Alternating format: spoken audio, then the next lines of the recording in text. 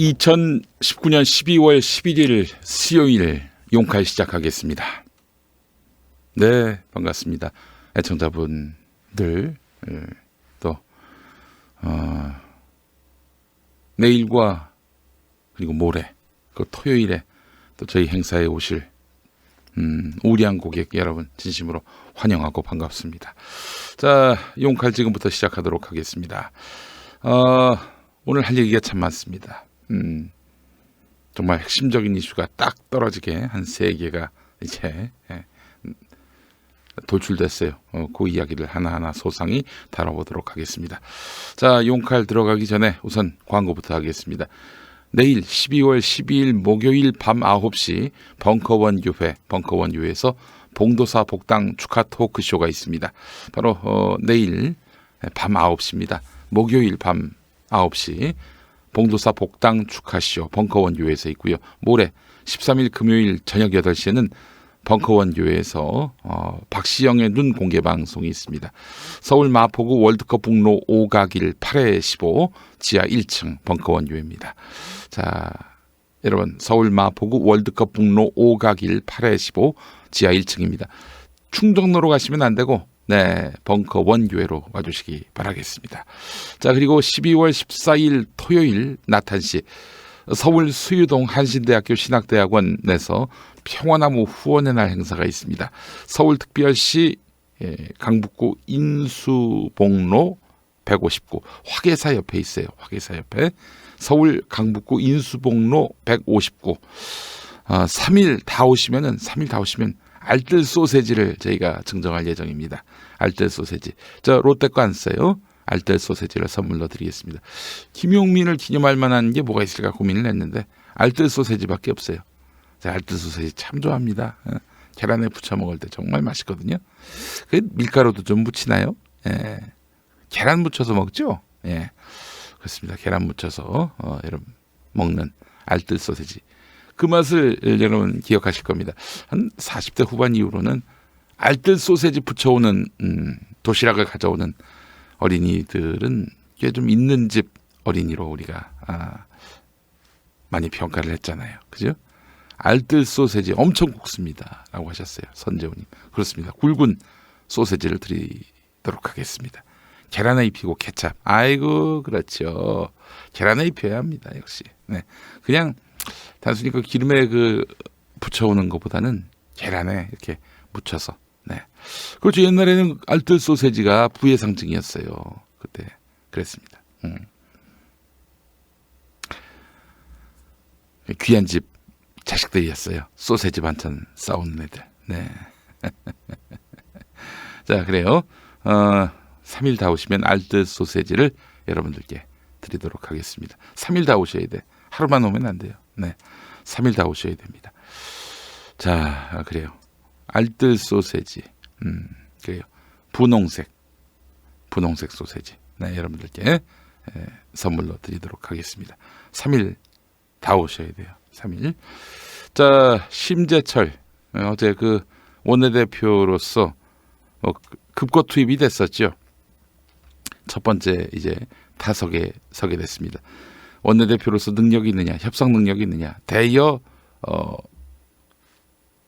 주도권이 있느냐 시험대에 올랐는데 첫 타석부터 시원한 헛스윙이었습니다. 헛스윙. 자, 그리고 이제 패스트 트랙으로 이제 올라서 최근에 부의된 그런 법안들 상정될지 이것도 주목되는데요. 이것도 역시 4+1 협의체로 해가지고 지금 자유한국당을 뺀 나머지 당들이 통과시키려고 하지 않습니까? 통과된다면 투 스트라이크가 되는 거죠. 유치원 3법까지 통과된다? 그러면 이건 심재철은 빈손의 상황으로 이제 결국에는 새해를 맞게 됩니다. 사실은 이번 국회에서 패스트 트랙 건 이게 이제 마지막이에요. 이거 이후로는 원내대표가 할 게 없어. 사실은 이걸로 20대 국회는 쫑나는 겁니다. 그런 거예요. 자, 파랑새님 민주당의 구원투수 심재철이라고 하셨는데 그게 그런가요? 자, 광고 우선 함께하고 바로 오늘 용칼 첫 번째 섹션 이어가도록 하겠습니다. 네. 자, 알아두면 잘난 척하기 딱 좋은 우리말 어원사전 여러분들께 선보입니다. 자, 이런 거 좀 책을 가까이 두시면 얼마나 좋을까요? 네. 자, 알아두면 잘난 척하기 딱 좋은 교양 시리즈 중에서 우리말 어원사전에 수록된 빈축을 사다. 이걸 알아보도록 하겠습니다. 황교안 자유한국당 대표가 명분도 맥락도 없는 단식을 해서 많은 이들의 빈축을 샀지요. 또 나경원이가 해봐야 별 소용이 없을 필리버스터를 걸겠다고 해서 또 빈축을 샀습니다. 한자 빈축을 풀이하면은 그 못마땅해서 눈살을 찌푸린다 할 때 빈, 그리고 몸을 움츠리거나 얼굴을 찡그리는 것이 축, 이렇게 보시면 될 것입니다. 다시 한번 여러분들께 좀 보여드리겠네. 요거죠. 빈축 메모장으로 보여드릴게요. 예, 보이시지? 예. 자, 한자 빈축을 풀이하면은 못마땅하여 눈살을 찌푸리는 것이 빈, 몸을 움츠리거나 얼굴을 찡그리는 것이 축. 예, 중국 춘추 시대 월나라에서 서시라는 유명한 미녀가 있었습니다. 서시는 가끔 위장병을 앓곤 했는데 증세가 나타나기만 하면 고통스러운지라 손으로 심장 근처를 누르고 눈살을 찌푸리곤 했어요. 그런데 이 서시의 미모가 어찌나 빼어난지 사람들은 그녀가 아픔을 참으려고 눈살을 찌푸리는 모습까지도 아름답다고 말하는 것입니다. 그런데 인근 마을에 동시라는, 동서할 때 서시 이야기를 지금 했잖아요. 이번 동시. 예, 그래요. 동력동자예요. 앞서서는 선역서자고. 자, 근데 인근 마을에 동시라는 아주 평범한 여인이 살고 있었는데 어느 날 그녀가 서시를 흉내내면서 두 손으로 심장을 누르고 눈살을 잔뜩 찌푸린 채 마을을 돌아다녔다고 합니다. 아, 자기도 그렇게 눈살을 찌푸리면은 이쁘다고 말할 줄 알고. 네, 그래요. 자, 이 모습을 본 마을 사람들의 반응은 어땠을까요? 사람들은 평소에도 못나 보이던 여인이 얼굴까지 찌푸리니까 더욱 못나 보인다. 이러면서 혀를 찼다고 합니다. 바로 여기서 빈축을 산다는 말이 나온 것이죠. 빈축. 네, 빈축. 네. 자, 2300년 전에 태어난 말이 오늘날에도 뜻이 변하지 않고 쓰이는 걸 보면 참 언어의 생명력이라고 하는 것이 대단하다는 생각이 듭니다. 네, 그래요. 알아두면 잘난 척하기 딱 좋은 우리말 어원사전에서 더 많은 우리말의 어원을 만나보시기 바라겠습니다. 자, 김용민닷컴에서 절찬리의 밤의 쪽입니다. 자, 그래요. 얼굴 찌푸리지 마시고, 네, 얼굴 찌푸리지 마시고 모두가 힘드니까. 네. 자, 빈축이란 말이 이런 말이었습니다. 아주 재밌는 그런 표현들이 우리에게 익숙한데 그 의미를 해석한 이런 재밌는 내용들이 알아두면 잘난 척하기 딱 좋은 우리말 어원사전에 있습니다. 여러분 많이 구매해 주십시오. 24,200원입니다. 가격 가치를 합니다. 네. 자, 그래요. 이제 본격적으로 어제 상황을 한번 보도록 하겠습니다. 예산안 처리를 두고 교섭단체 3당의 줄다리기가 계속된 어제도 민주당은 4+1 테이블에서 선거제 개편안과 검찰개혁안 처리와 관련한 실무회의를 진행합니다. 네. 실무회의를 진행했어요. 어제. 예. 그러니까 이제 4+1 이 테이블에서 바른미래당이 있고요. 3당 테이블에서도 바른미래당이 있습니다. 그런데 4+1 테이블에서는 김관영 전 원내대표가 나오고 교섭단체 3당 요 모임에서는 오신환 씨가 나오는 거예요. 바른미래당의 양축이 이렇게 양축이 아니라 양대 세력이 이렇게 갈려서 나오는 거죠. 이쪽에서도 바른미래당과 협상하고 저쪽에서도 바른미래당과 협상하고 이런 게 어디 있습니까? 이거 참 그 집안 꼬라지. 예? 그게 무슨 변혁이에요? 변혁은커녕 뭐 그냥 뭐라고 해야 되나? 변심? 변태는 너무 좀 심한 표현이고 하여간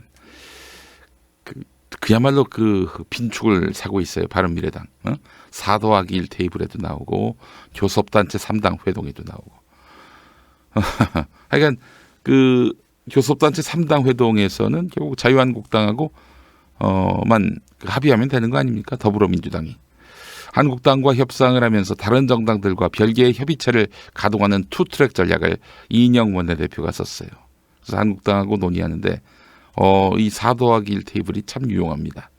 이런 거예요. 당신이 그렇게 주장해서 내가 합의해주면 4 더하기 1 테이블에서 엎어버릴 텐데 그 가능한 안을 갖고 와라. 이렇게 지금 심재철한테 퉁명스럽게 나왔던 거 아닙니까? 심재철은 여기서 밀리면 안 된다 해가지고 또 대차게 또 주장했다가 어제 그냥 빈손으로 예산안이 처리됐고요.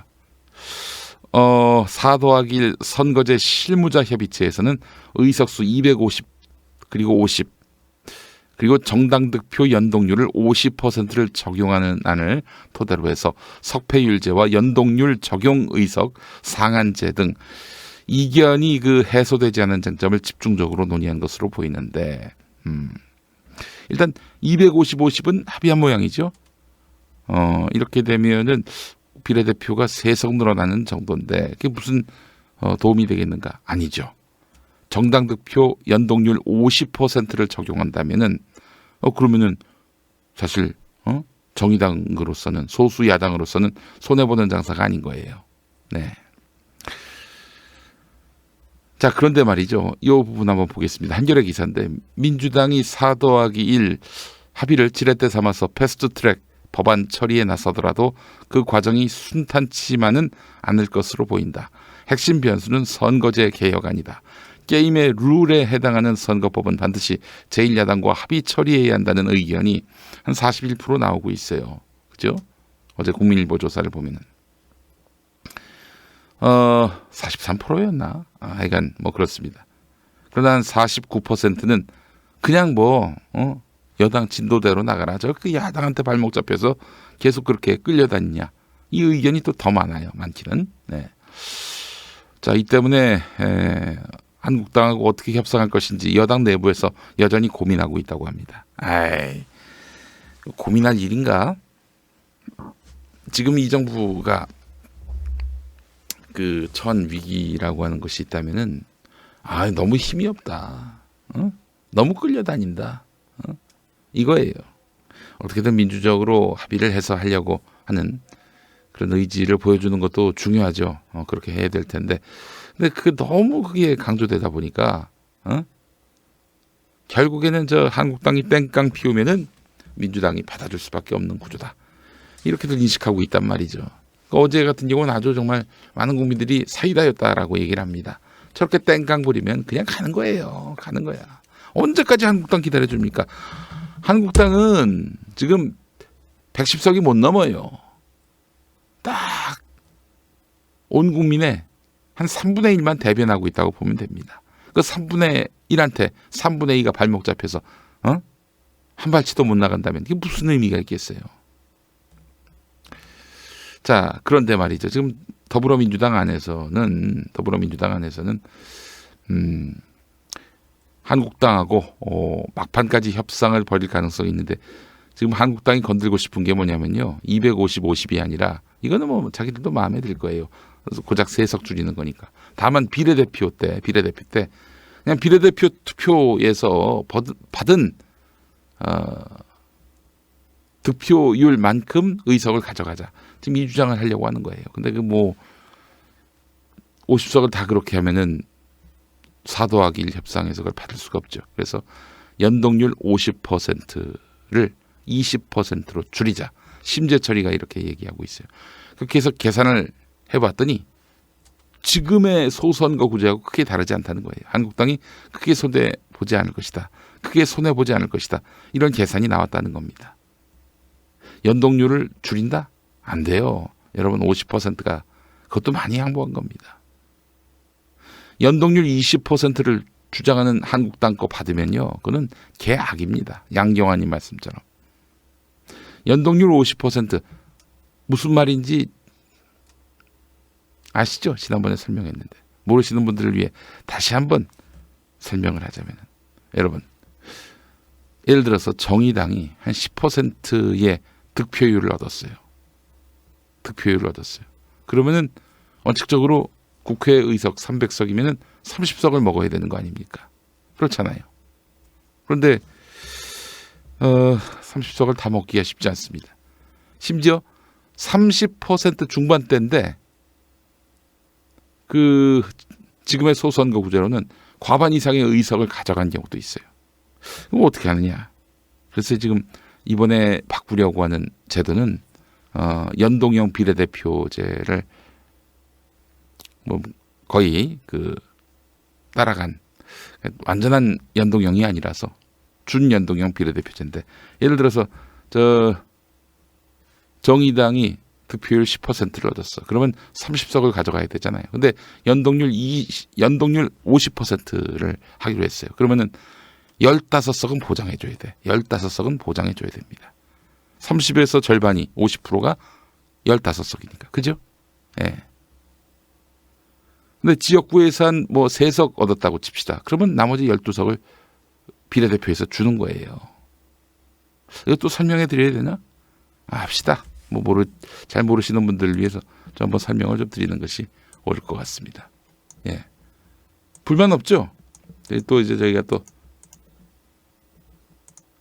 물론 이제 조금 좀 다를 수 있어요. 조금 다를 수 있는데 말로 설명하면 숫자가 복잡해. 지금 국회의석 300석, 예를 들면 A당이라고 합시다. 정의당이라고 하면 그렇고 10% 비례대표 득표율 기록했어요. 그러면은 연동률 100%였을 때는 당연히 30석을 가져가야지. 네. 그러나 이제 지금 연동률을 50%로 한단 말이죠. 50%로 하기로 했어요. 그러면은 15석을 가져가야 되는 겁니다. 그죠? 근데 A당이 지역구에서 예컨대 3석을 얻었다. 그러면 비례대표에서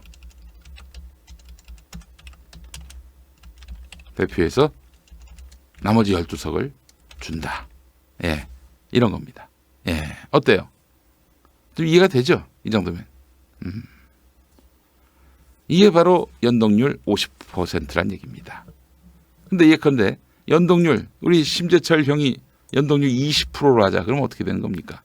연동률 20%면 어떻게 되는 거예요? 몇 석이에요? 10%의 연동률 20%면은 그래요. 연동률 10%. 아이씨, 갑자기 또 계산이 복잡해지냐? 어떻게 되죠? 몇 석이지? 6석. 6석 맞죠? 6석. 예. 그러니까 지역구에서 3석 온다, 비례대표에서 3석 주자. 이런 얘기입니다. 네. 지금 이거는 한마디로 얘기해서 정의당 엿먹이자 이런 얘기예요. 그렇게 되면 어떻게 되는 거예요? 연동률 20%로 가면 정의당 지금 의석하고 별 차이가 없어요. 접수가 됐죠? 예. 이걸 지금 심재철이가 아니라고 가져왔어. 그죠? 이거를 방안이라고 가져온 거야. 현재 비례대표제와 뭐가 다르냐? 이것도 설명을 드리겠네. 현재 비례대표제는 아주 간단합니다. 예. 페줄라님 100불 감사합니다. 현행 비례대표제는 아주 간단해요.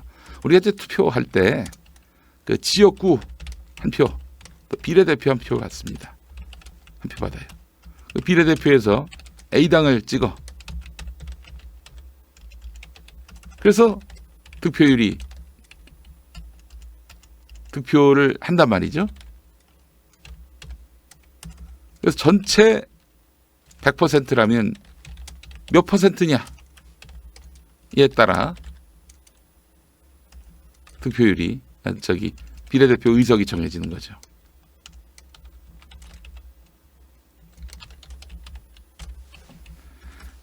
이런 걸 병립형이라고 합니다. 어려운 말로 병립형. 그러니까 지역구 제도 그리고 비례대표 제도 병립이에요. 병립. 이 병립형이면 뭐가 안 좋냐? 소수 정당한테 뭐가 안 좋냐?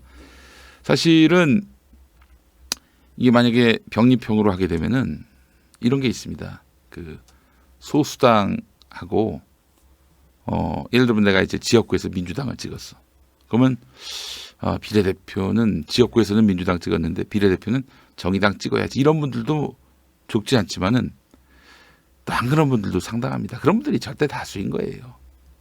또 지난번 같은 경우 중도층들은 지역구는 민주당 줬는데 그 비례대표는 국민의당 줘가지고 국민의당이 비례대표 의석이 더 많아 민주당보다도.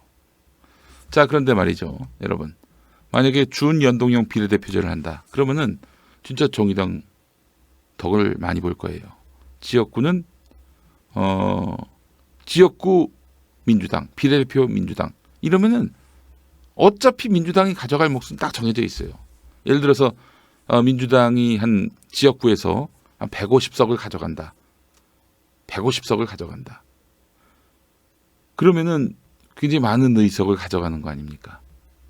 근데 비례대표에서 민주당 찍어봐야 이미 지역구에서 그 자기에 합당한 그런 득표율에 비례하는 그런 지역구 의석을 가져가면은 비례대표에서는 빵석이 나올 수도 있어요. 빵석.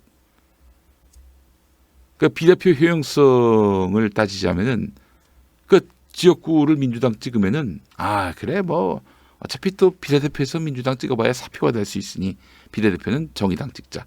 이런 얘기가 가능해진다는 얘기입니다. 예. 어떻습니까, 여러분? 이 정도 설명을 했는데 못 알아듣는다면은 이거는 정말 이거는 정말 반성해야 됩니다. 반성해야 되는 거예요. 이해가 안 됩니까? 그러니까 지역구에서 다 가져가면 비례대표 안 주는 거예요. 그런 겁니다. 네. 다 이해가 됐죠? 이해가 안 되면은 제가 분홍 소세지로 머리를 탁 한번 좀 체벌을 해야 되겠네. 예. 자, 알아들었어요. 네, 이 정도면 뭐 설명 충분합니다. 근데 지금 이제 자유한국당은 연동률을 20%로 하자는 거예요. 20%. 이거 날강도들이지. 하나도 바꾸지 말자는 얘기입니다. 예. 자, 그렇기 때문에 이건 받을 수가 없는 거예요. 정의당이 특히 반대할 것이고. 예.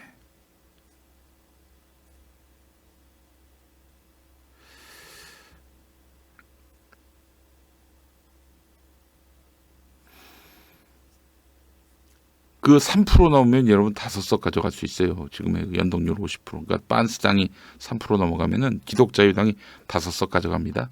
예. 그럴 수 있어요. 예. 지금 민주당으로서는 어제 흐름으로 보면은 4더하기1 합의 처리 이걸로 갈 것 같아요. 뭐 더 이상 뭐 한국당 이야기를 들어봐야 그들이 결국 추구하는 것은 당리당략이지 국민의 이익은 아니거든요. 그래서 한국당 아니 나머지 4개 당에게 어느 정도 어필한다면 모를까. 다들 극렬히 반대하고 있는데 어떻게. 그러니까 지금 협상 대상이 있어서 4더하기1이 민주당에겐 우선이지 한국당은 그 다음이에요. 한국당 그래 대화는 해줄게. 일로 와. 대화는 해줄게. 대화는 해줄 테니까 와. 현실적인 안을 들고 와. 뭐야 이게 지금 이걸 아니라고 가져왔어? 이걸 아니라고 가져왔어? 이거 안 되겠구만. 예. 민주당이 이렇게 한다는 겁니다. 네.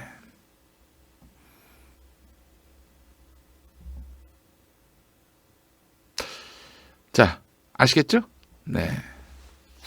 자, 그나저나 심재철 씨가 굉장히 곤란하게 됐어요. 네, 심재철. 조금 좀 편집을 바꿔야겠네. 밑이 잘리니까. 네.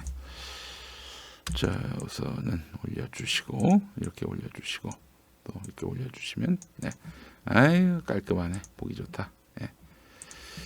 자, 예산안 패싱 당했습니다. 여러분 일부는 자유한국당 지역구에서 하여튼 유용할 만한 그런 그 예산이지만 지금 예산안은 핵심입니다, 여러분. 그냥 넘길 수가 없어요. 내년 총선 때 자기 자랑을 해야 되는데 내가 이만큼 능력이 있어서 이만큼 예산 따왔다고 얘기를 해야 되는데 거의 정부 예산안 완전히 패싱 당했잖아요. 한국당이. 정부 안에다가 4 더하기 1 협의체에서 좀 몇 개 빼고 넣고 그랬어요. 4 더하기 1만 협의하고 그렇게 해서 통과가 된 겁니다. 한국당의 의견이 반영된 게 없어요. 야시장이 없었습니다. 지금 한국당 아주 골탕을 제대로 먹었어요, 이번에. 예. 아주 잘한 겁니다. 대단히 잘했어요. 간만에 속이 후련했다는 분들이 있는데, 예, 그렇습니다. 어제도 제가 그 통과 이후에 몇 분들 대화를 들어보니까 이런 사이다가 없었다, 이런 얘기합니다. 모처럼 사이다를 국민들한테 선사했어요. 이인영 원내대표 잘하고 있습니다. 그만큼 열심히 야당 설득했고요, 노력했어요. 할 만큼 했으니까 이젠 민주당 진도 나가세요. 예? 자, 자유한국당 새 원내 사령탑의 리더십이 취임 24시간도 되지 않아 도마 위에 올랐다. 다선의 경험을 협상력으로 보이겠다면서 상대 후보를 큰 표차로 누르고 당선됐지만 심재철 예산안 협상 과정에서 당내 강경파에게 휘둘리다가 한국당을 제외한 나머지 정당들의 공조로 예산안이 처리되는 과정을 무력하게 지켜봐야 했기 때문이다. 교섭단체 간 합의를 번복해서 신뢰의 위기를 자초했고 총선을 앞두고 예산 관련 실익도 챙기지 못했다. 개도 구럭도 이런 최악의 결과다. 사실 그랬어요. 우리 심재철 형이 이인영 더불어민주당 원내대표 만나가지고 어느 정도 타협점을 찾았는데 이제 필리버스터 안 할 테니까 나머지는 협의해서 하자. 이렇게 이제 사실은 합의를 봤는데 갔더니 필리버스터를 철회하면 오히려 민주당과 4 더하기 1 협의체에 꽃길을 깔아주는 거 아니냐. 철회라는 단어는 정서상 받아들이기 어렵다. 이러면서 결국에는 심재철이 가져온 안을 엎어버렸어요. 네. 여야 합의안이 한국당 의총에서 잇따라 추인받지 못한 것은 사실은 4월 말 패스트트랙 법안 지정 뒤 반년 넘게 지속되어 온 원내외 투쟁의 성과물을 요구하는 강경파의 입김 때문이다. 그 뒤 우리가 장외로 나가서 삭발도 하고 단식도 하고 개고생을 했는데 이제 와가지고 타협을 하자고? 말이 안 되는 거지. 여당이 굴복을 받아야 될 거 아닌가. 이렇게 지금 강경파는 나오고 있어요. 정신 나간 자들이죠. 니들이 뭔데 여당이 굴복해야 합니까? 그건 아니잖아. 여당이 뭘 잘못했어? 너 왜 굴복해야 되는데? 참 한심한 인간들입니다. 앞서서 한국당은 패스트트랙 충돌 이후 장외투쟁을 이어오던 지난 6월에도 교섭단체 3개당에 국회 정상화 합의문을 휴지 조각으로 만든 전력이 있어요. 이 강경파들이. 자, 그래요. 그래서 나경원이 그때 리더십에 큰 타격을 입었죠. 불신임 요구에 직면하기도 했습니다. 지난 6월에 여러분 기억하실 겁니다. 근데 이걸 또 살려준 분이 바로 이인영 민주당 원내대표예요. 나름대로 나경원 그야말로 수렁까지 갈 수 있었는데 나경원을 수렁에서 건져준 사람이 바로 이인영입니다. 또 그렇게 합의하고 타결을 해가지고 나경원을 구사일생 시켜줬어요. 이걸 두고 이제 많은 분들이 분개합니다. 예? 저도 사실 당시에는 뭐 이렇게까지 나경원 챙겨주나라고 했는데 지금 돌이켜보니까 민주당의 이인영 원내대표가 나름대로 많은 고려를 한 것 같다. 이 나경원을 여기서 좌초시키면은 앞으로 협상 쉽지 않다. 그러니까 한마디로 얘기해서 우리끼리 하는 얘기지만은 나경원이 쉬운 상대였다는 얘기입니다. 예. 사실 황교안도 굉장히 쉬운 상대예요. 저렇게 타협도 모르고 끝 모르고 계속해서 질주해 나가면 골로 가면 그러면 자기들만 손해죠. 좀 나경원도 그리고 황교안도 그런 경우입니다. 네.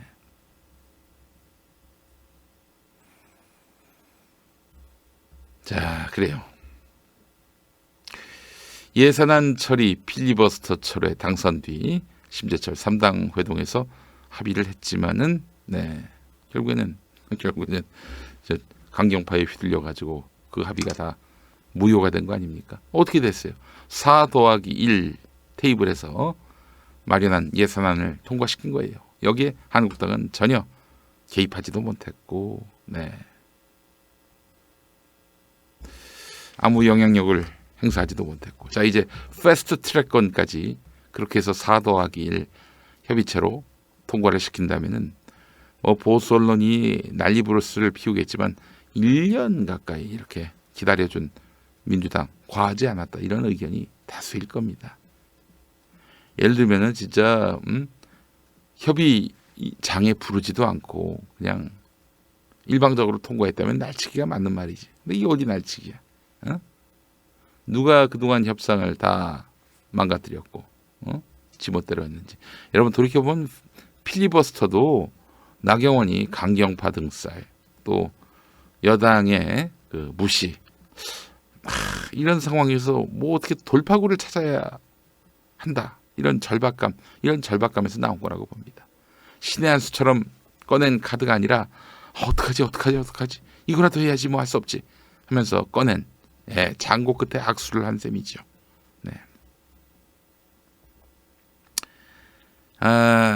결국 민주당은요, 지금 이인영 대표 전략은 이거예요. 한국당 와 대화해 줄게 이리 와. 오는데 설득력 있는 안 그걸 갖고 와야 돼. 그냥 뭐 네 멋대로 하겠다고 그러면 안 돼. 4 더하기 1 테이블이 우선이야. 여기서 오케이 하지 않으면 여기서 결제받지 않으면 아무것도 할 수 없다. 오긴 와 만나줄게. 그러나 그 안을 제대로 된 안을 가져오지 않으면은 할 수 없어. 우리가 4 더하기 1 이 사람들하고 진도 나갈 거야. 좀 이러고 있는 거죠. 자, 그래요. 잘했어요. 날치기 아니다라고 말씀하셨는데, 그냥 확 날치기를 해버려가지고 협상 안 하고 지멋대로, 지 꼴리는 대로 행동하는 자들에게 어떤 결과가 나타나는지 보여줄 필요가 있었어요, 사실은. 이인영 원내대표가 아주 잘하고 있습니다. 아주 노련한 정치를 좀 구사하고 있어요. 처음엔 별로 기대를 안 했는데 갈수록 잘하고 계셔. 이인영 원내대표 아주 좋습니다. 패스트 트랙까지 통과시키면은 이인영 원내대표 당대표까지도 도전해 볼 수 있지 않겠는가 하는 생각이 들고요. 사실 386 정치인들, X86 정치인들에 대해서 굉장히 제가 좀 회의적이었습니다. 이 양반 중에 대권 주자 나온 사람 있어요? 한 명도 없어. 그냥 뭐 DJ가 차출해가지고 발탁해가지고 젊은 시절에 출세를 한 거 아니에요. 30대 국회의원 되고. 그래서 그냥 이 사람들은 그런 사람들인가 보다 했는데 이인영 원내대표의 요즘에 협상술 어제 또 과감한 또 예산안 돌파를 보면서 이 양반 저 물건이네. 역시 전대협 초대 의장답다. 이런 생각을 했습니다. 패스트 트랙까지 해가지고 한국당 저렇게 무성의하게 나오고 지 꼴리는 대로 행동하는 정치 세력에게 아주 빅엿을 먹여주는 그런 시원한 그런 국회에서의 그 쾌거를 보여준다면은 이건 정말 전 큰 정치인으로 도약하실 수 있다고 믿어 의심치 않습니다. 아주 잘하고 있어요. 어제 정말 아주 속이 다 후련했습니다. 잘했어요, 정말. 자, 그래요. 두 번째 섹션, 이 첫 번째 섹션이죠. 첫 번째 섹션 여기까지입니다.